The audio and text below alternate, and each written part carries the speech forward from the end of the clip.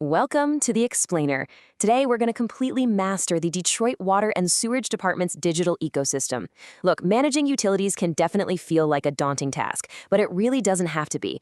We're going to break down exactly how you can navigate the DWSD online payment system easily, securely, and completely from the comfort of your couch.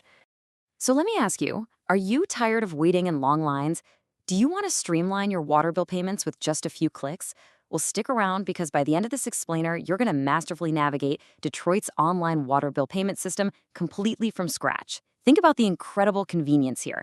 You'll save hours of time just by skipping the physical kiosks, plus you get the eco-friendly bonus of going entirely paperless. And honestly, setting up regular online payments means you can finally use autopay and never stress about a late fee ever again. All right, Section 1, Setup and Preparation. Let's get your info ready. Just like any project, having the right tools on hand before we even start is going to save you a massive amount of frustration later on. First things first, make sure you have a stable internet connection and your preferred payment method ready to go, like a credit card or your bank details. Now, to securely register your account, you do need to prove your identity. So have these 3 specific items ready: your DWSD account number, your phone number, and your social security number. Oh, and if you're setting this up for a business, just use your taxpayer identification number instead. Okay. So you've got your info in hand. Where exactly do we go? You're going to want to point your web browser to the official DWSD Customer Self-Service Portal, which is csportal.detroitmi.gov. I really cannot stress this enough. Going straight to this official web address is absolutely the safest, most direct digital pathway for managing and settling your account. Moving on to Section 2, creating your online account. Here is the step-by-step setup. Let's walk through this together. Step 1, visit that official portal we just talked about. Step 2, you'll notice the site branches off into 2 different paths. You're going to select New Customer if you're a new resident who needs to start brand new service, or you click Existing Customer to create your digital login if you already have an active account number. Then, Step 3, once you're registered, just sign in to your customized dashboard. From here, it's super easy to locate the payment section where you can securely enter and double-check your billing details. Oh, and a quick security tip for you. Always create a strong, unique password for your account, and make sure your current email address is linked up so you can receive electronic statements and alerts. Section 3, navigating payment options. It's crucial to know the costs. When you're looking at different payment methods, there is a very clear breakdown of fees you need to be aware of.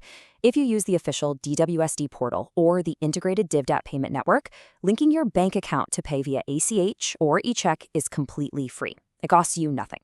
However, you definitely want to take note of this upcoming change. Starting September 1st, 2026, a 3% processing surcharge is going to apply to all credit and debit card transactions. So honestly, setting up your bank account details right now is a really smart way to lock in those free payments for the future. Now, beyond just the fees, you need to be incredibly careful about where you actually click pay. When you use the official portals, your payment is posted in real time. Boom, done, you're good to go. But if you end up using a third-party billing aggregator like Doxo, your payments are subject to administrative routing delays. And why is this such a big deal? Well, because under Michigan's Act 178, unpaid water and sewer charges literally have the statutory authority to become legal liens on your property. A delayed payment bouncing around a third-party site could inadvertently trigger late fees or, worst-case scenario, a property lien. So please stick to the official real-time portals to keep your property safe. All right, Section 4, Understanding your water bill. Let's decode some of this jargon. When you first look at your bill, you are prominently going to see the letters CCF. This stands for Centrum Cubic Feet.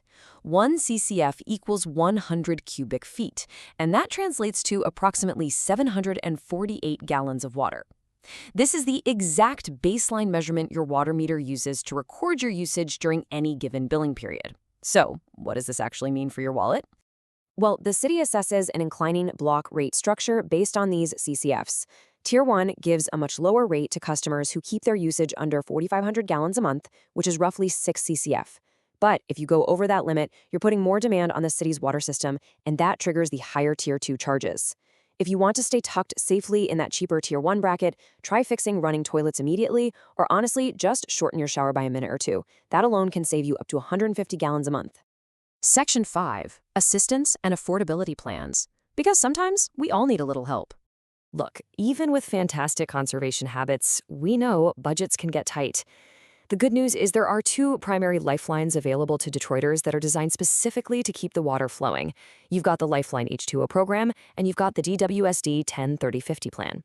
Both of these are absolutely incredible resources, but they are tailored to completely different financial situations.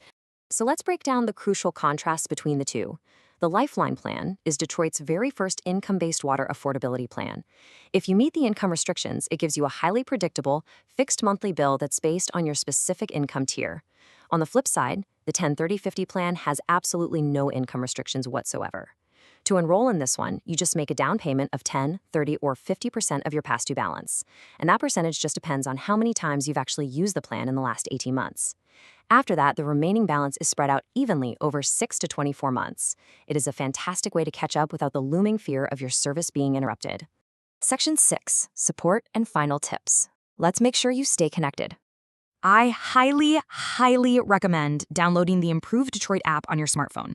If you ever need to report a physical emergency like a water main break, a clogged catch basin, or heaven forbid, water backing up into your basement, you can submit it directly right through this app. And the best part? You immediately get an automated service request number back so you can track the city's progress on fixing your exact issue. Also, to make sure you are always in the loop proactively, go ahead and grab your phone right now and text the phrase Detroit Alerts 365 to the number 99411. Doing this registers you for instant system notifications, which means you're going to get text alerts about any water quality updates or municipal changes the absolute second they happen.